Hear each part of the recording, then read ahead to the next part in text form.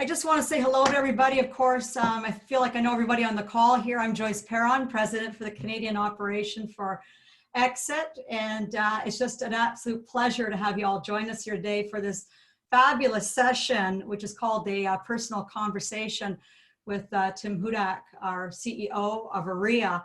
We're really excited to have Mr. Hudak joining us here today. What I just want to do is give you a little bit of an overview of what you can expect. He's going to be speaking for about 15 minutes on COVID-19 and perspectives, of course, from the viewpoint of OREA, where we are, and I'm expecting probably where we're going and some ideas with that, some insights. And then what we're going to do is we're going to open it up to a question and answer period for 15 minutes. How we're going to do that is we're going to use the chat box. That way we can keep better sound clarity, not having to keep mute everybody over and over and over again. Before we start, I just want to say to everybody who is here with us, especially to our franchisees, on behalf of everyone at our corporate head office, how incredibly proud we are of all of you and the work that you've been doing. This has been probably one of the most challenging 3 weeks, certainly that I've ever been a part of and watched and seen. And it has been day to day sometimes, you know, just trying to figure out what to do next. What are the new policies to put in place, procedures?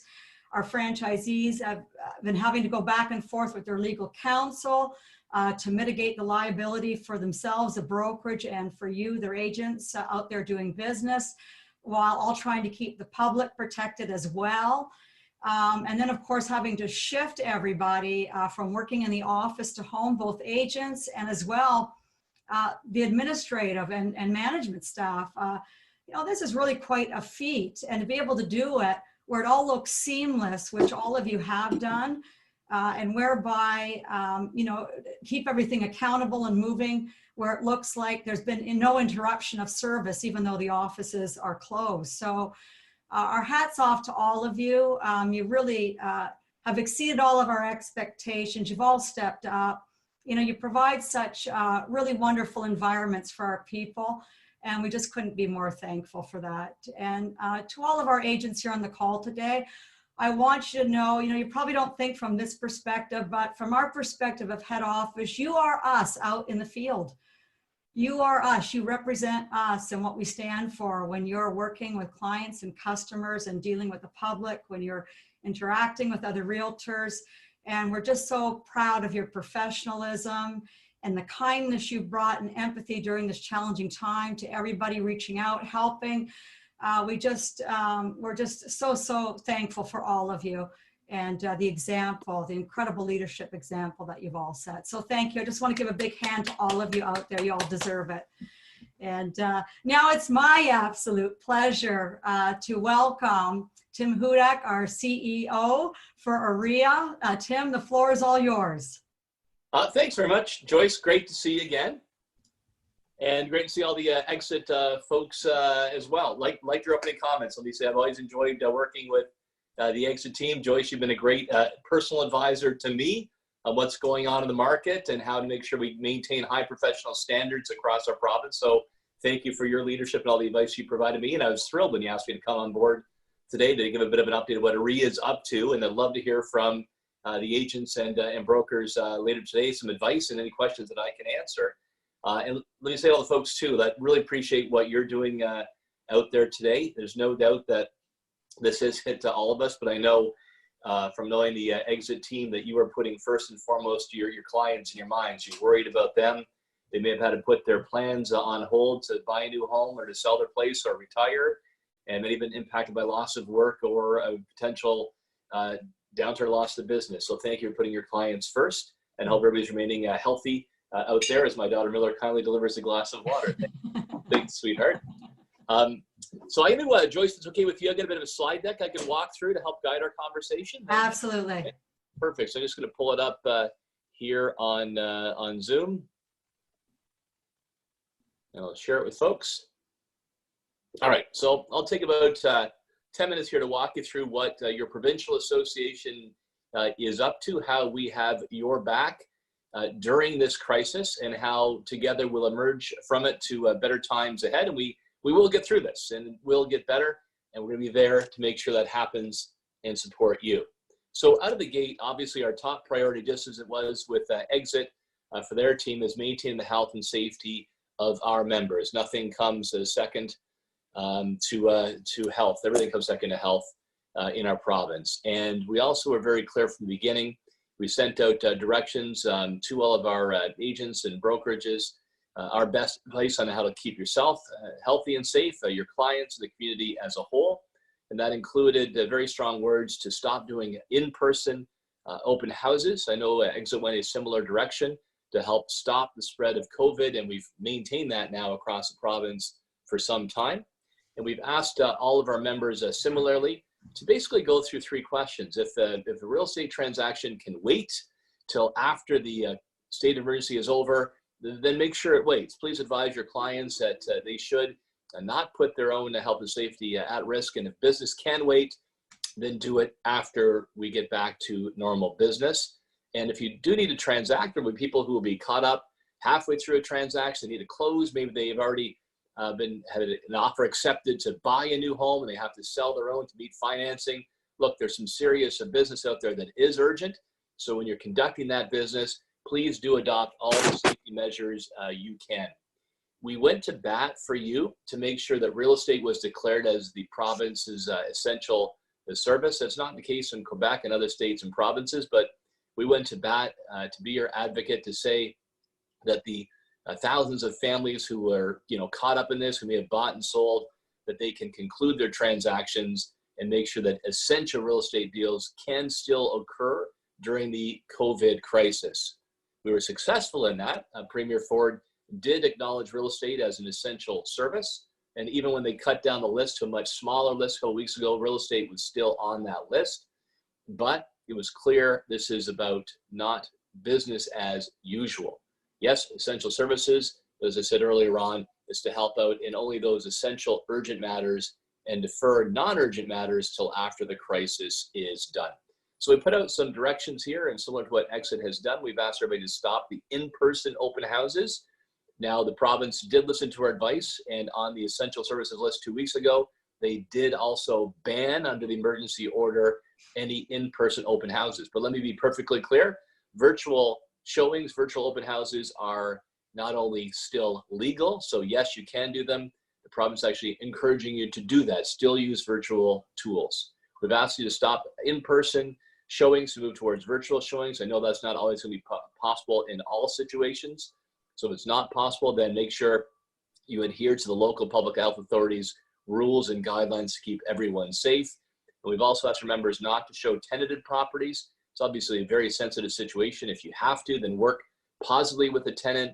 But there's always going to be spots where you have somebody who's immune compromised, who is nervous about it, and try to get that kind of activity delayed until after the crisis is done. On the positive side, virtual showings, open houses, perfectly legal. Please continue to do so. We've seen a lot of innovation out there. Use online tools to close deals and communicate with your clients virtually or over the phone to the maximum of your ability. This is very important to do because, quite frankly, the Premier can just decide to take real estate off the essential services list. The legislation does allow groups to be taken off if they're not following the rules or acting like professionals. So not only is it good for you and good for your clients, it's also good for the realtor profession to follow those guidelines and always put health and safety first ahead of business during this crisis. Avoid large gatherings, look to increase personal space, facilitating employees working from home, practice all the social distancing, and separate yourself from others where you can. All good public health guidelines personally and in the conduct of your important business. Basically, our president, Sean Morrison, has said, why put your health on the line or the health of your client or the community for showings that can be simply postponed for a few weeks? It's not worth the risk. So that was sort of number one, is making sure we protect health and safety. No surprise to you, we've seen, this is from Showing Time, that many of you do use, a precipitous drop in the number of showings in the first few weeks of April and the end of March. Of course, the orange line is 2020 compared to the blue line of 2019. And I'm sure the Exit offices have seen a similar drop. This comes from the Brell team in Toronto. It's Toronto, data, but you can see the black line there. That's the increase in people testing positive for COVID-19. So you can see that sharp increase there beginning in late March. And you see at the same time a significant decline in real estate activity as that happened. No surprise, you're seeing that yourselves across the province. Now, I know exit goes right across Ontario, so this is data from the Toronto region. First week of April there, you saw anywhere from a 76 to an 85% reduction in either homes or condo sales relative to the previous year. I know that February and early part of March are looking like a very solid year. Sadly, now that is turned on its head as a result of COVID-19 and a cooling of the marketplace. All right, the bottom line though, I want you to know that for your $110 a year that you pay to your provincial association, OREA is here to help. We have your back. So let me tell you how. We just recently launched this. I encourage you to check it on a daily basis, OREACovid19info.com. That's your one-stop shop for any information to do with real estate and COVID-19. So FAQs, best practices. We list all the programs that you as realtors or brokers can benefit from government. The member information and updates, the Real Estate College as well, updates in there. The latest information also from Public Health Ontario and Health Canada to help protect yourself and help to protect your clients. And check that out every day, OREACovid19info.com. We update it several times a day when more information becomes available. One of our big job that I do is on the advocacy front. So how are we fighting for you and the women and men you work hard for every day? Really in three ways, Joyce and the Exit team. Number one on our list is making sure that you as agents or brokers have full and fair access to any government assistance programs. One of the challenges is real estate is a bit different from many other businesses in that you do all the work and you get paid later on when it closes. Most businesses earn the income at the time of the work. So we want to make sure that the programs that are out there, the CERB program for agents, the CEWS program for brokers, brokerages, and team leaders, and the loan program, in no way should be biased against real estate. We want to make sure you have full and fair access that any Canadian would get. So that's number one on our list. And then there's going to be issues that develop just as a result of how fast this crisis moves. I've talked about open houses. Again, virtual open houses, great. Keep doing those. We encourage it. But in-person is now on the ban list. Tenant-occupied properties, be very careful with anything that has a tenant inside of it. Work very closely with them and respect, their right now to say they don't want strangers in the unit. The problem here that's caused, though, is an impact on mom and pop landlords. Many of you, your clients, or maybe investors yourself. So Premier Ford, said the right thing. He said, if you've got money, you're working, and then you pay the rent. If you've lost your job during this crisis and you have to choose between food on the table for your family and the rent, well, you got to put food on the table. So try to work something out with your landlord. That's the right thing to do. And Premier Ford also, as you know, suspended evictions during the pandemic because it'd just be wrong to kick somebody out in the street during this healthcare crisis. But it does pose a problem for mom and pop landlords that people aren't paying their rent. And you know as well as I do that some people who don't pay the rent, they get in arrears, it's going to take them some time to pay that back. And it really puts mom and pop landlords up against the wall because they might be one or two payments away from not being able to finance their property. So we have written to the Minister of Housing, Steve Clark, and I've talked to him directly to say, you've got to have something in line for landlords to help them pay the bills and keep the lights on. So they responded positively. There's no program yet, but we'll keep pushing on that one because the landlords have been kind of left out in the cold, especially the mom and pops. All right, number three on our advocacy list is what happens going forward. We're putting a number of ideas on the table with the provincial government, and we'll work with Korea for the federal government to help real estate lead Ontario's economic and confidence recovery. You all know from your work that real estate can really be an engine for turning things around, right? Somebody buys a house, they're going to spend a lot of money in services from moving to probably every house has a short list or a long list of repairs and rehab, furniture, appliances, the whole deal. So real estate can really have a lot of spin-offs. One of the ideas we're working on is a temporary holiday in the land transfer tax across the province, as well as the Toronto land transfer tax.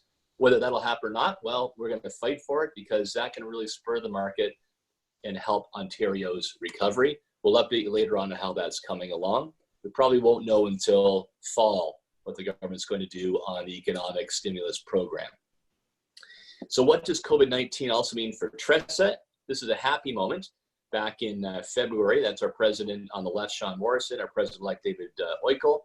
They were celebrating because at a Realty conference in February, we got the good news that our new legislation, TRESA, passed, had support from all four parties in the House. That was fantastic. So a happy day. The minister herself had committed to getting personal real estate corporations, among other measures, up and running by Canada Day this year. The bad news is now with COVID, that's going to be delayed. We wish we had better news, but that's the reality when government has done all hands on deck on the health crisis. It's still going to happen. I still hope it will happen this year. We're working hard at it. So it's good news TRESA passed. The bad news is because of COVID, it's on a bit of a slower track than it was originally promised. I'll go a quick run through here, Joyce. So I'm happy to talk about these things individually as well.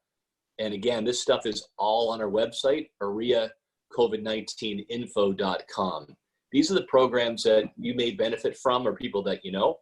I'd also say, look, you can use this to send out to your clients as well, because a lot of them are going to be impacted. And there's so many government programs that come out and change every day. It's pretty tough to keep track.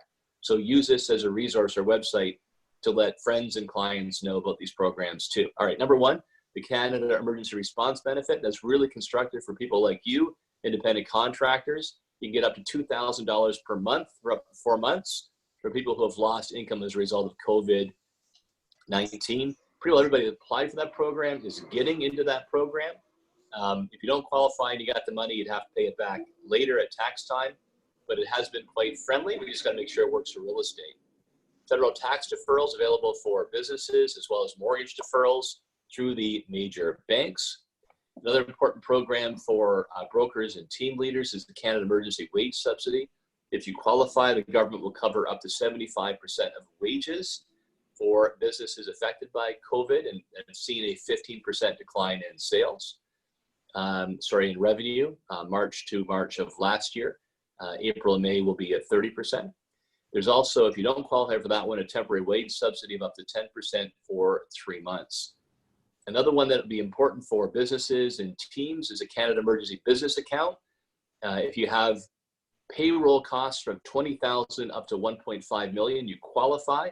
You get an interest-free loan for up to $40,000. If you pay that interest-free loan back by December 31st, 2022, you keep $10,000. And if you don't, well, then it converts into a low interest loan, but that's pretty helpful for bridge financing. Mm-hmm. And recently announced by the Trudeau government, no details yet, but we'll put it on our website when we have it, an emergency commercial rent relief fund. That's going to be good for brokerages mm-hmm. and also good for many of your clients. So stay tuned for more details on that one. And then provincially, there's some general programs that help all of you, but also help out your clients if they don't know about them. There's electricity pricing relief. So we can go to the lower time of use. So that will save a few bucks every week for people. There's a child benefit, which is really good. Anybody with a kid 12 or under gets $200 per child through this crisis and $250 if they have a special need. And also those that have students at home, there's an OSAP repayment deferral that can help them during the crisis. Okay, so there's some government programs that are out there. We'll have the full list on our website. We've also been hard at work making sure that we adjust our clauses and standard forms for the state of emergency. So we've done 4 of those. We're doing webinars on these as well that we post online when they're done, or you can join them live. I encourage you to do so. We want to make sure we have your back in your dealings and we cover the issues that you're running into during COVID that nobody anticipated even 2 months ago. Mm-hmm. I encourage you to watch these webinars as well. List them all at OREACovid19info.com. But they fall into 4 categories: the state of emergency, standard forms and clauses, others about how to maintain mental health and well-being and planning during this unprecedented time, and who knows what's ahead of us. We did one recently that'll be available online. We'll do an update around government support programs available to realtors. We walk you through them and answer the tough questions. And 4th, what tech tools are out there that may help you in this new world and see how consumer demands change, and also getting insights from our new reality. So look to those series of webinars coming forward. And here's just things I'd like to put up there in general and staying connected with OREA. We have a podcast led by our president, Sean Morrison. I encourage you to listen in. It's a great podcast. It's COVID focused right now. We are doing a consultation with members on new services for the long term. And I really want to put a circle around the top right corner, joining OREA's research panel. It's kind of our heartbeat. It's like the grassroots. About 2,500 realtors, and we ask you a series of questions every month about your business, your top priorities. Right now, it's really COVID focused, and it's the best way for me, for my team, and our board to understand what's happening on the streets and hear from the grassroots. So seriously, go to joinorearesearch.com. I'd love to sign up more exit people to be part of that pulse. And of course, our standard forum webinars. Mm-hmm. And Joyce, I'll leave this on the screen for a moment. Everybody wants to capture it or they want this information. Those are my personal contacts and my social media. Please do follow me or ask me any questions. I do usually post through social media those webinars and important piece of information that OREA is working on your behalf. And of course, our general OREA numbers as well. So I'll leave that for a second if you need that information. And now I'll take this down, Joyce, and happy to take any questions that folks may have. Okay, great. I just want to remind everyone to write your questions in the chat box, and I'm just going to read them out. I think we should start with, make it hard first, Tim, and then work backwards to something easier. So I'm just going to ask the first question is, because we don't quite know why Doug Ford didn't consider hairdressers to be an essential service. Could you share with us how you're managing with that at home? I know. Lucky I was keeping my hair pretty short. This is the longest my hair's been in a long time. I feel like I should be going to Woodstock. I'm back in the hit. Yeah. Oh, it's good. You don't have a ponytail yet. Okay. I've got a question here from Lana Barnes, and her question is, can OREA start pushing the government to get the rental tribunal board up to date? They are so far behind even before the crisis. They need to hire a lot more people. It will be approximately 12 to 18 months before they get up and running fully again. Many moms and pops will be going bankrupt otherwise. I guess really is I don't know if you've got a perspective or something you can share in regard to that, if you've got some. Yeah, so that was some of the work I was doing in my team in the run-up, and making a note here on the tribunal, in the run-up to COVID. And they're going to have a huge backlog too. It's going to get worse, you're right, when this crisis is over. We're trying to do two things. Number one, get more people on there so we can get more hearings dealt with and resolved, and people can move on with their lives. So absolutely. And look, if there are some realtors who want to serve on that, let me know, send me your names. I can always pass them on to the minister, because they're looking for good people that understand the sector. So feel free, you've got my contacts to do that. Be glad to pass them on. The other thing was trying to get more balance. I think over time, the scales of justice got a little bit over, and landlords were not getting a fair hearing. Like, I used to deal with mom and pop landlords, Joyce, I'd say at least one a month would come into my office with some horror story where, they're doing this as a retirement income or something passed on to their kids, and they would get the tenant from hell who knew all the rules inside and out, wouldn't pay the rent, would trash the place, and they got really badly screwed. So tenant rights are very important to protect, but the right of the mom and pop landlord has to come back into balance. Mm-hmm. So we're trying to get more people on to speed up the process, but we're also trying to get, more fairness in the system so people can't take advantage of the rules. Yeah, absolutely. Fabulous. Thank you. Yep. A question here, Chantel up in Barrie. Hi, Tim. She says, has there been any discussion on extending the cutoff date for the college once the state of emergency is lifted? Is the college going to resume in-person exams? Yeah, that's great. Thanks, Chantal. I'm glad you brought that up. It's a big part of what we're working on at OREA. So here's basically what happened. So this is important both for pre-licensing students, for those who are going through for their articling, as well as we're offering the broker stream. A lot of people in our broker stream that want to become brokers, which is great. So when COVID hit, obviously we had to stop any in-classroom, and we had to stop our in-classroom testing for safety reasons. So what we did allow for free is anybody who was in the classroom learning could go to the online program free of charge. So if you know anybody that's still sort of waiting because they're doing classroom, they can still move into the online training free of charge. The bigger issue is testing. Now, OREA has not historically done online testing. The reason being, well, it's an important license. You're not like selling, shoes or, cutting hair. You're selling homes and taking care of the biggest financial purchase of somebody's lives. So we want to make sure two things. It was you, the real person taking the test. We want to verify ID. And then secondly, no cheating, right? You don't want people looking on their phone or cheat sheet or whatever. So that's what we had done. However, now we have our backs against the wall. The college is scheduled to close at the end of December, and we don't want COVID to stand in the way of anybody making progress and achieving their dream of being a realtor or broker. So here's what we're doing. We've been talking to Rico about extending the deadline. Rico's been really good about this. Talks are in early stages. But Rico has said for those in articling that they're not going to lose their license. The time will be extended so you can get your full license, finish your articling. COVID's not going to stand in your way. So that was great. So we'll be working with Rico potentially on extending the time of OREA college and therefore your time to finish. Number two, we're looking at doing more iPad exams when it's clear so we can get the search done. And third, we're working with providers around online testing. We're working with providers to make sure we can verify the individual and make sure he or she is not trying to cheat the exam. So hopefully I have some good news. But to Chantel on her question, we're looking at all three of those options. We don't want anything to prevent you or anybody else from becoming a realtor or a broker in this COVID crisis. So we'll deliver on one of those three or all three.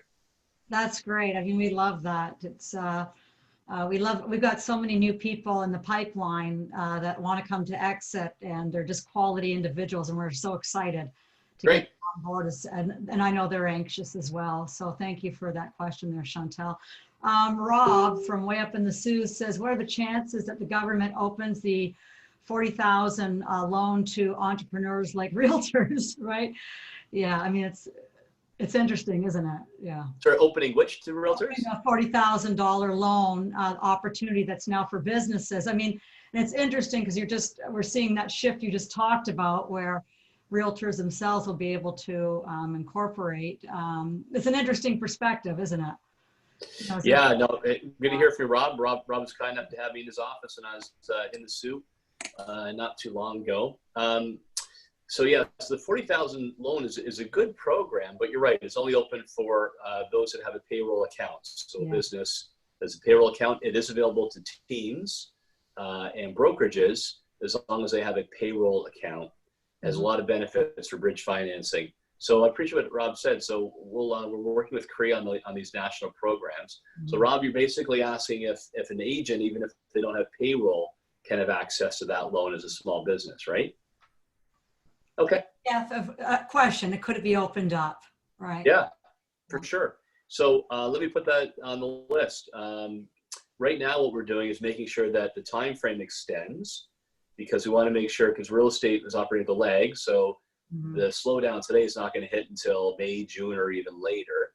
We want to make sure these doors are still open so real estate won't be prejudiced against by simple time frame.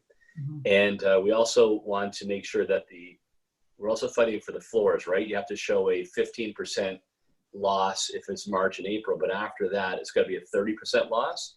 So again, real estate is being hit later. So we want to make sure that 15% threshold is one to use going forward and extend these programs through to September. So that stuff is on the list right now, Joyce and Rob, but I took a note here on what Rob suggested for more general benefit. I'll see what we can do. Great, appreciate that. And you said September right now. Why that month?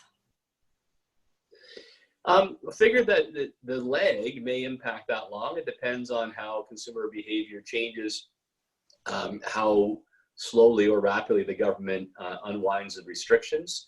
So we thought extending to September seemed like wise because it will then cover the period that real estate might be affected, by the COVID restrictions. Did you have a different suggestion? No, it's interesting because that was really, certainly when we were calling our franchisees here across Canada, having these initial discussions 3 weeks ago, that timeline, with things freeing up over the summer, but really not till September that we still, we really start to see something move again. And, hence always curious watching when the banks give the 6-month mortgage deferral way back then, is there something they know we don't, right? So it's just watching all the indicators of what's going on. of preparedness, right? Because at least if you're prepared, you know, you've got a better opportunity to get through things. It's always about how to get through all this gracefully, really, right? In a nutshell. Yeah, thanks. It's a good point. I just took a note of the bank deferral, right? We're arguing with the federal government or trying to persuade them, North Korea, to extend these programs to realtors and others for 6 months. That's a good benchmark because the banks. Well, absolutely. Yeah, that was long before anything else happened. So I've got Heather, who's just piping in here. She says, thank you, Tim, for all of your work for Ontario Realtors. Are you starting to work on a back to the new normal routine yet? If so, are you needing more people to help? Well, thanks, Heather. You mean me personally, back to normal routine? I'm looking forward to escaping. I'm looking for patio season. That's always one of my favorites. Yeah, so a couple of things. Heather, thanks for those kind words. If you do know your MP or MPP, and so many realtors do because you're respected and you travel in similar circles to all the kinds of events and stuff, always do send them a note about these things, about how programs could be improved, your suggestions on how real estate can help with economic recovery. Please do that.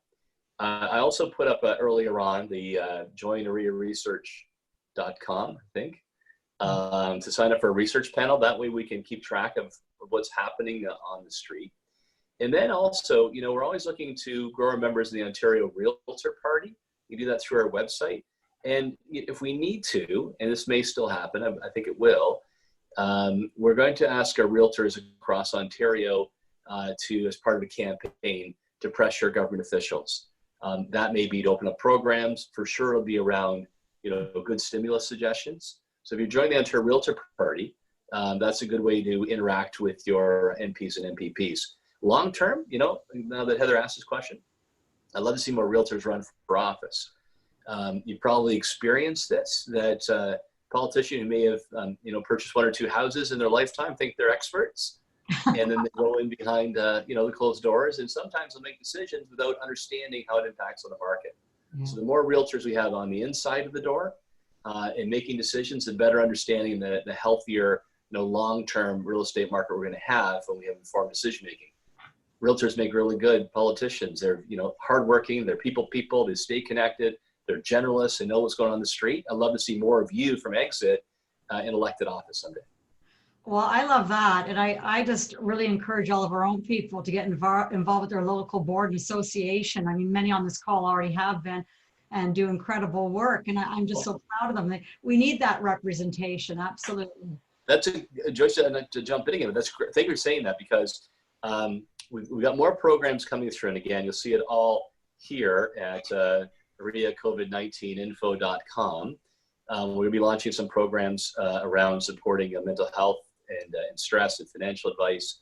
I've already talked about government programs, but the one that you mentioned there, we have training programs. It's kind of like, you know, college for getting involved in organized real estate, as you just suggested, Joyce, or running for office. So we're going to offer those programs for free during the COVID crisis, and you can take it online. It's called Leadership 100, Leadership 200, so stay tuned for that. I think we can help create the next generation of real estate leaders. Joyce, it'd be great to have some extra people taking those programs. I love that. Well, we're up for the challenge, Tim. There you go. Good. You've been challenged. We got a great crew here. I know we're already past our time here, but I've got 2 last questions here. I'm going to try to put them into one. I'm going to take Lynn's question and Chris Brown. That's we're all the way from Sarnia to Ottawa here, and I'm melding them together.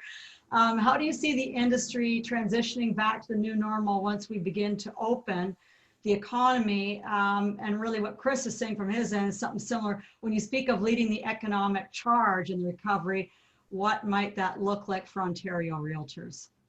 Yeah, so to Lynn's question and then Chris's, it's a tough one, right? Like a lot of it's going to depend on consumer behavior and their certainty and confidence in the marketplace.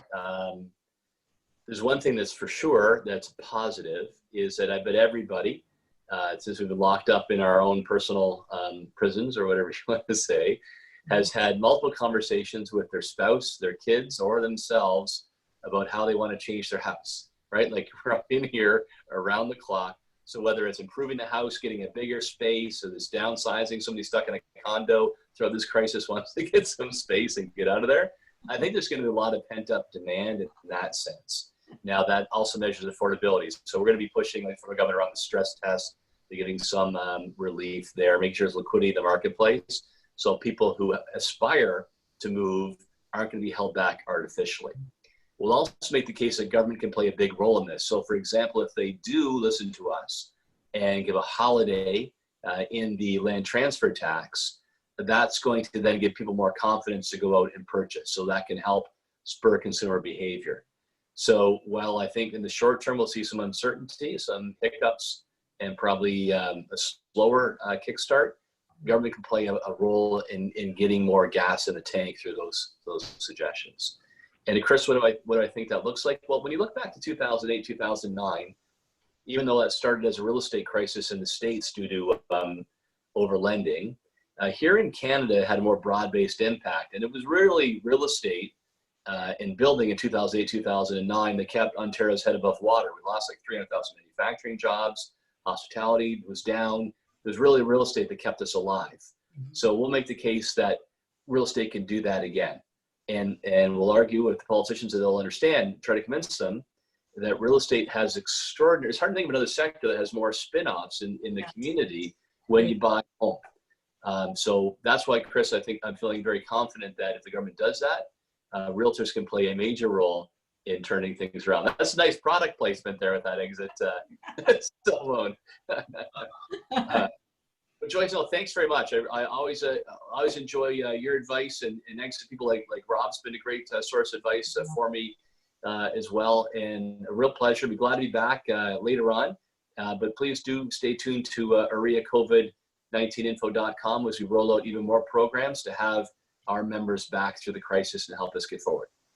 Tim, I just want to thank you on behalf of everyone here at Exit, and I want you to know that what we really appreciate is your genuineness and how approachable you are. It's very important for, I think, not just Exit, but all the realtors here in Ontario. And really appreciate the hard work and everything that you bring to the table. Really thankful for that. So thanks for, I know your time's valuable, and we really appreciate that you spent some of it here with us today. Thanks so much. My pleasure. Well, hopefully we'll see you in person soon. Yeah. Okay. Thanks, everybody. Have a great day. Enjoy your evening.